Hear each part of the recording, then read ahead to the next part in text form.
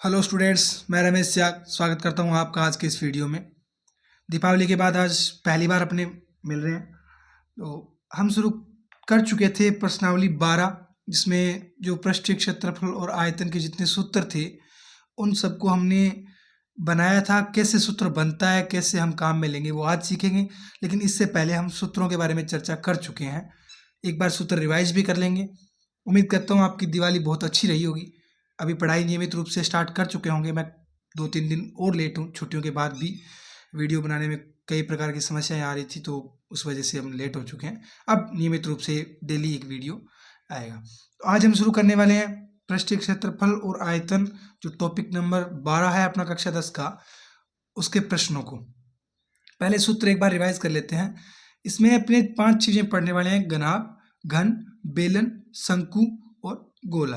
अब एक छठी चीज और आती है इसमें, अर्धगोला, वो इसी का पार्ट है। इसके आधे सूत्र हो जाते हैं उसमें। अब अपने देखते हैं सबसे पहले संपूर्ण पृष्ठीय क्षेत्रफल घनाभ का।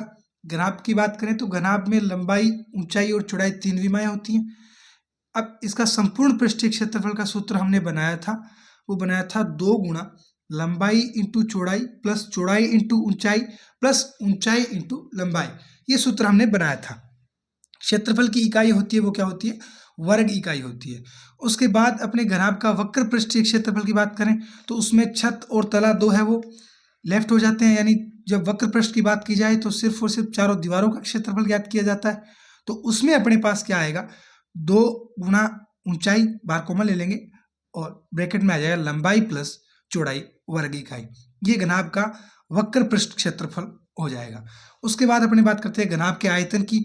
तो आयतन हमेशा ही आधार के क्षेत्रफल में ऊंचाई का गुणा करके प्राप्त किया जाता है।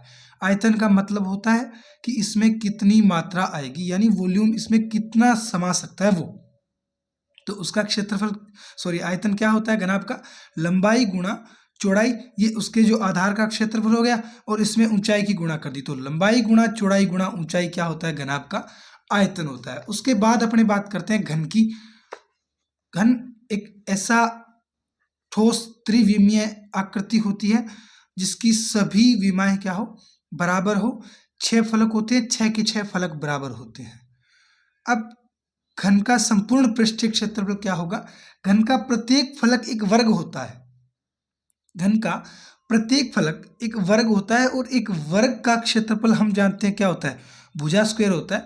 तो भुजा का वर्ग, और ये एक फलक का क्षेत्रफल हो गया। अब हमारे पास ऐसे 6 फलक है, तो क्या मैं एक के क्षेत्रफल को 6 से गुणा कर दूंगा तो पूरे घन का क्षेत्रफल आ जाएगा।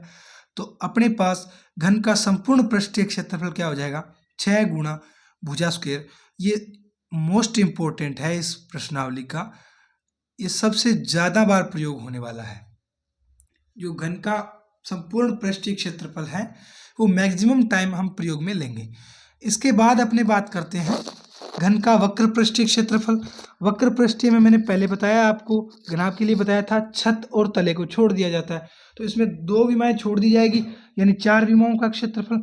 तला और छत 2 हमने छोड़ दिया, तो पीछे बची 4 विमाएं, इनका क्षेत्रफल क्या हो जाएगा? एक का क्षेत्रफल भुजा स्क्वायर होता है, तो 4 का क्या हो जाएगा? 4 गुणा भुजा स्क्वायर। तो घन का वक्र पृष्ठीय क्षेत्रफल क्या होता है? 4 गुणा भुजा स्क्वायर। उसके बाद अपने बात करते हैं आगे घन का आयतन। घन का आयतन क्या होता है? आधार का क्षेत्रफल क्या हो जाएगा? इसका आधार भुजा स्क्वायर, इसका क्षेत्रफल गुणा ऊंचाई भी क्या है? इसकी भुजा है। तो भुजा स्क्वायर गुणा भुजा, यानी ए स्क्वायर गुणा ए, यानी ए क्यूब या भुजा क्यूब। तो घन का आयतन क्या होता है? भुजा क्यूब होता है। क्या होता है? भुजा क्यूब। अब अगर घन के विकर्ण की बात की जाए या घनाभ के विकर्ण की बात की जाए, तो उसके भी 2 फॉर्मूले मैंने आपको बताए थे। घनाभ का विकर्ण क्या होता है? अंडर रूट लंबाई स्क्वायर प्लस चौड़ाई स्क्वायर प्लस ऊंचाई स्क्वायर, ये अंडर रूट में आएगा। और घन का विकर्ण क्या होगा? रूट 3 गुणा भुजा। क्या होगा? रूट 3 गुणा भुजा। ये किसका होगा विकर्ण? घन का विकर्ण होगा। और घनाभ का विकर्ण क्या होगा? अंडर रूट में लंबाई स्क्वायर प्लस चौड़ाई स्क्वायर प्लस ऊंचाई स्क्वायर। अब अपने करते हैं बात आगे नेक्स्ट बेलन की। बेलन का संपूर्ण पृष्ठीय क्षेत्रफल। बेलन का संपूर्ण पृष्ठीय क्षेत्रफल क्या होगा? 2πr² plus 2πr into H संपूर्ण पृष्ठीय क्षेत्रफल। अब इसका भी मैंने आपको उस दिन तरीका बताया था।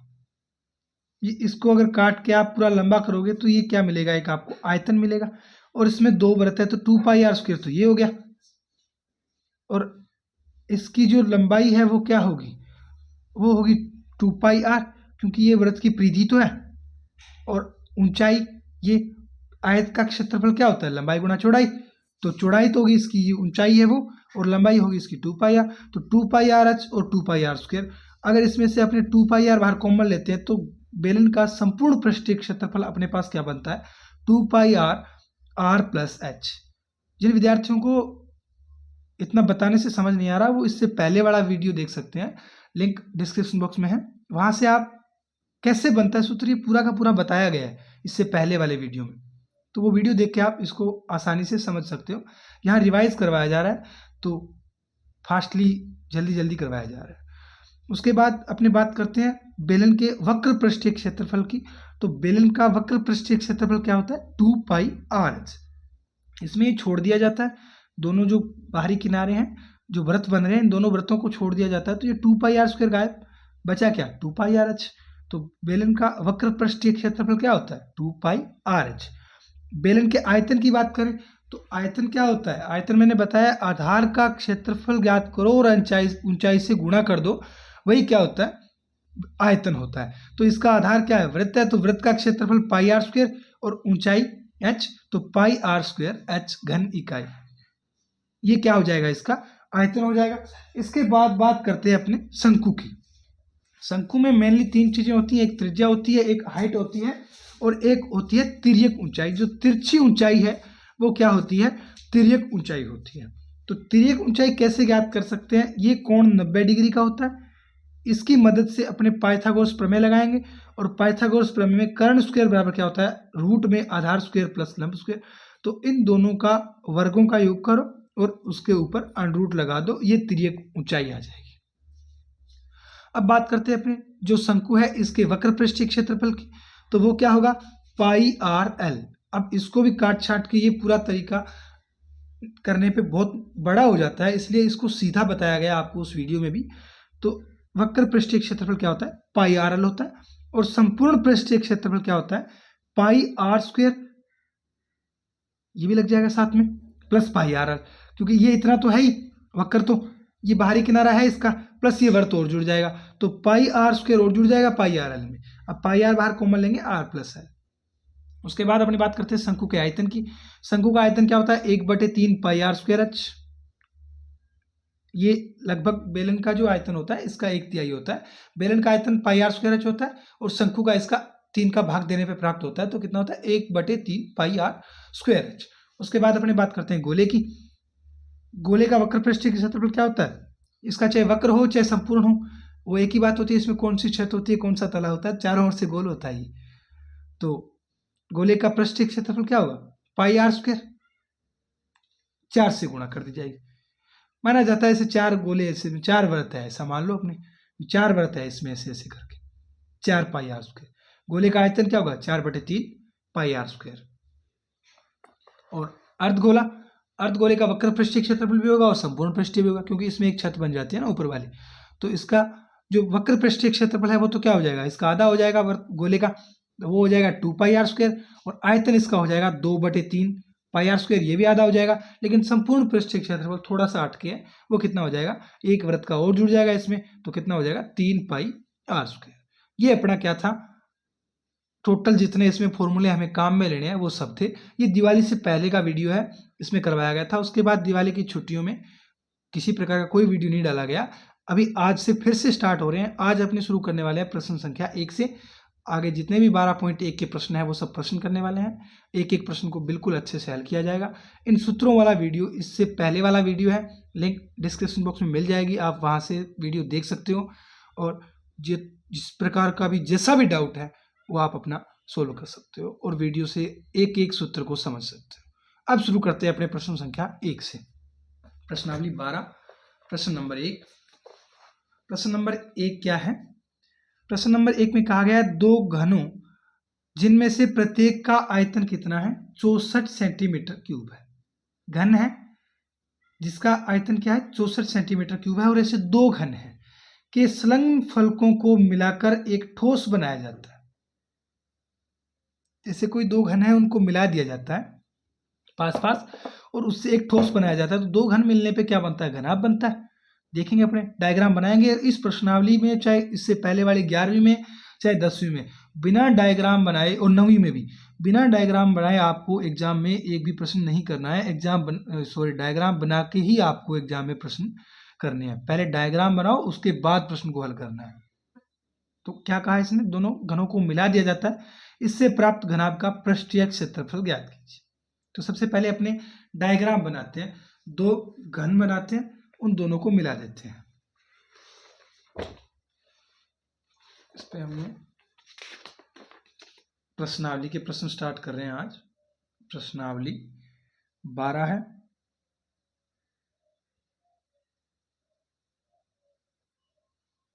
प्रश्नावली 12.1 प्रश्न संख्या 1 से शुरू कर रहे हैं हम। प्रश्न नंबर 1 से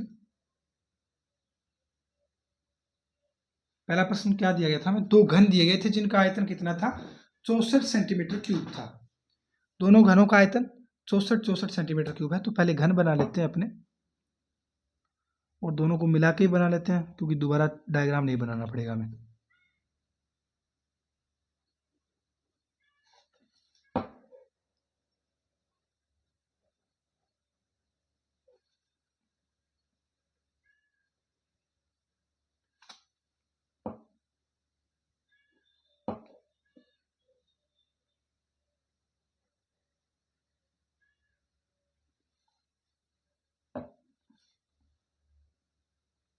डायग्राम बनाने में काफ़ी टाइम लग जाता है, लेकिन डायग्राम बनाने से ये प्रश्न ऐसे हैं कि आधे हल हो जाते हैं।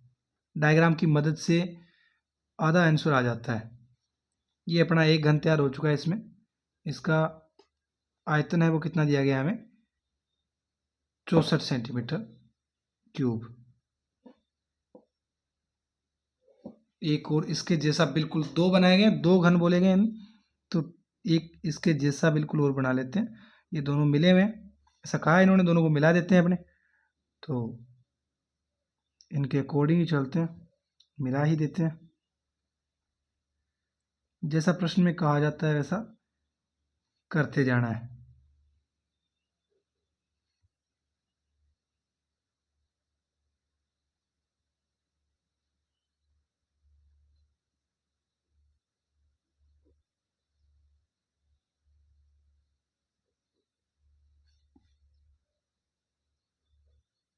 ये दोनों घन बन चुके हैं। इसमें से प्रत्येक का जो आयतन है वो कितना दिया गया है हमें, 64 सेंटीमीटर क्यूब दिया गया। अब दोनों को अगर मैंने मिलाया, देखिए डायग्राम में दोनों को मिलाने पे क्या बन चुका है, घनाभ बन चुका है ना। अगर इसको पूरे की बात की जाए तो ये क्या है, पूरा ये बीच वाला अगर मैं हटा दूं, ना बनाया होता तो ये घनाभ था एक। अब घनाभ का आयतन ज्ञात करना है हमें, सॉरी घनाभ का पृष्ठीय क्षेत्रफल ज्ञात करना है हमें।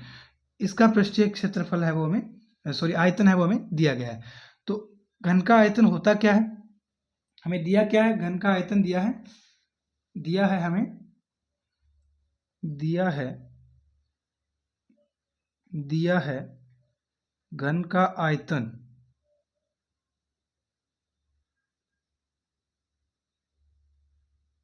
दिया कितना है, 64 सेंटीमीटर क्यूब दिया।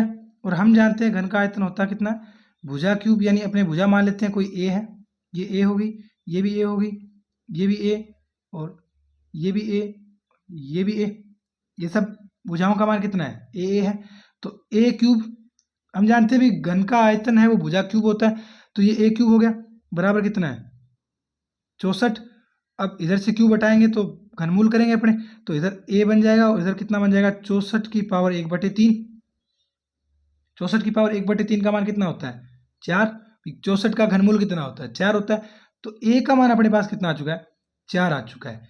अब ए का मान 4 आ गया, यानी इसकी घन की भुजा है वो कितनी आ गई, वो 4 सेंटीमीटर आ गई। ये भी 4, ये भी 4, ये भी 4, प्रत्येक भुजा इसकी क्या है, 4 है। तो अब अगर इस घनाभ की पूरे की बात की जाए तो अपने पास घनाभ अगर बन रहा है तो घनाभ के लिए जो फॉर्मूला होता है उसमें एक तो लंबाई होती है, एक उसमें चौड़ाई होती है, एक इसमें क्या होती है, ऊंचाई होती है। तो लंबाई कितनी है इसमें, घनाभ की अगर बात की जाए तो लंबाई 4 ये होगी और 4 ये होगी, तो लंबाई कितनी होगी इसमें 8 सेंटीमीटर। चौड़ाई और ऊंचाई सेम रहेगी, कितनी 4 सेंटीमीटर, 4 सेंटीमीटर। अब अपने जो पूछा है प्रश्न में क्या पूछा गया है, इससे प्राप्त घनाभ का पृष्ठीय क्षेत्रफल ज्ञात कीजिए। जब वक्र पृष्ठ ना बोला जाए तो वक्र पृष्ठ नहीं करना, संपूर्ण पृष्ठ ही करना है। तो अपने क्या करते हैं, अतः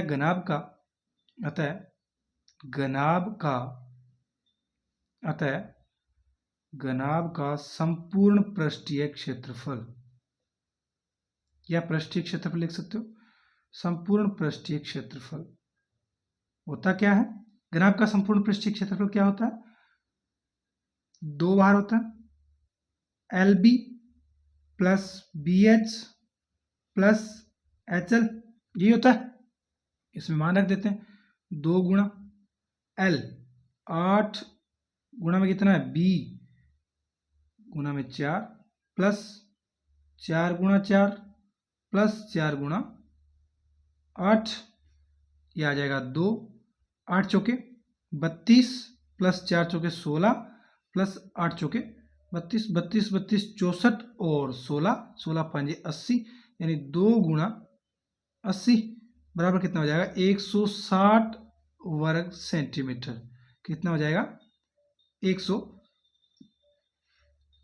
160 वर्ग सेंटीमीटर क्या आ जाएगा, इस घनाभ का जो पृष्ठीय क्षेत्रफल है वो आ जाएगा।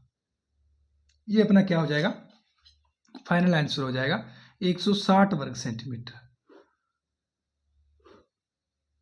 ये जो दो घनों को मिलाने पे बनने वाले घन का पृष्ठीय क्षेत्रफल है। अब अपने चलते हैं प्रश्न संख्या 2 की तरफ। प्रश्न नंबर 2 में क्या कहा गया है, कोई बर्तन एक खोखले अर्धगोले के आकार का है। कोई बर्तन है जो खोखले अर्धगोले के आकार का है, जिसके ऊपर एक खोखला बेलन अध्यारोपित है। एक बेलन रखा जाता है, खोखले जो कोई कटोरी टाइप होते हैं ना, उसके ऊपर जैसे मान लो अपने कोई बेलन रख दिया है। अर्धगोले का व्यास 14 सेंटीमीटर है। अर्धगोले का जो व्यास है वो कितना है, 14 सेंटीमीटर है, और इस वृत्तन की कुल लंबाई 13 सेंटीमीटर है। इस वृत्तन का आंतरिक पृष्ठीय क्षेत्रफल ज्ञात कीजिए। अब हमें क्या कहा गया है, इसने पहले सबसे पहले जो बोला गया है उसके अकॉर्डिंग अपने एक डायग्राम बनाते हैं। प्रश्न नंबर 2 है, कहा है कोई बर्तन एक खोखले अर्धगोले के आकार का है। तो सबसे पहले एक अर्धगोला बनाओ,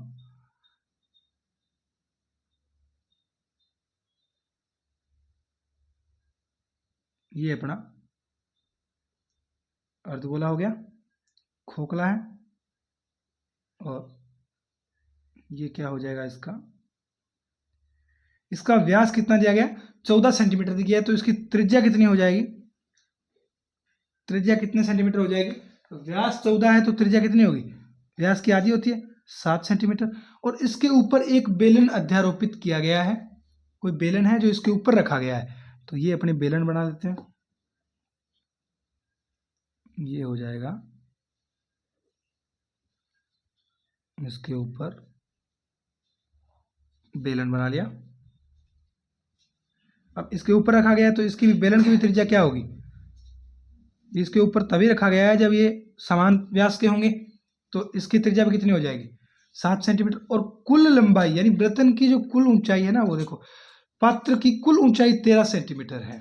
तो ये त्रिज्या इधर 7 है तो इधर भी कितनी होगी 7। तो ये बेलन की ऊंचाई की अगर मैं बात करूं यहां से लेके यहां तक की, तो ये कितने सेंटीमीटर हो जाएगी, 13 में से 7 हो गया तो कितनी बची 6। ये अपने ज्ञात भी करनी पड़ेगी, जो अपना ये तो अपने रफली काम कर रहे हैं एक बार, लेकिन ये हमें ज्ञात भी करनी पड़ेगी। हमें जो दिया गया है वो ये है कि ये जो ऊंचाई है यहां से लेके यहां तक की ये कितनी है 13 सेंटीमीटर है। ये हमें दी गई है 13 सेंटीमीटर, और हमें करना है बर्तन का आंतरिक पृष्ठीय क्षेत्रफल।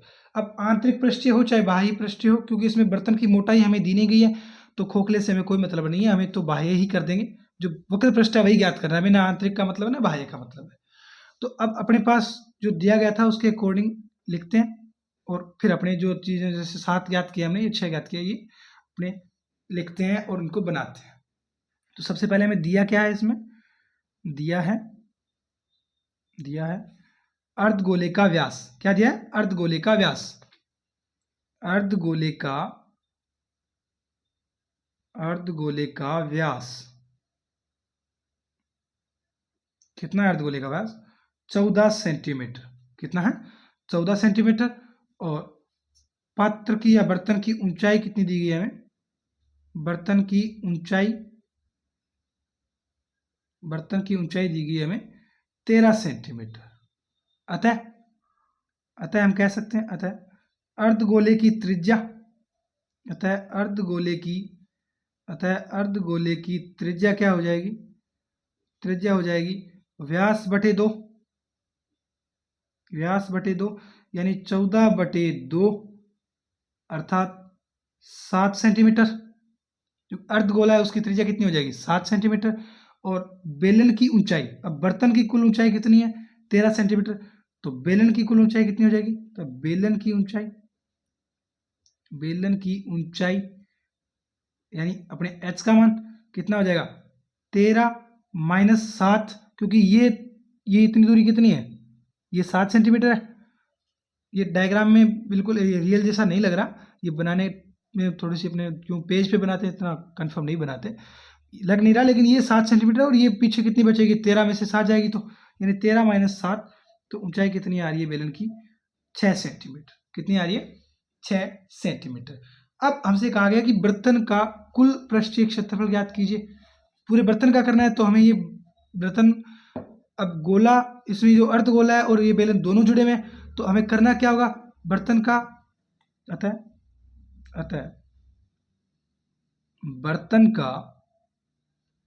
बर्तन का पृष्ठीय क्षेत्रफल क्या हो जाएगा?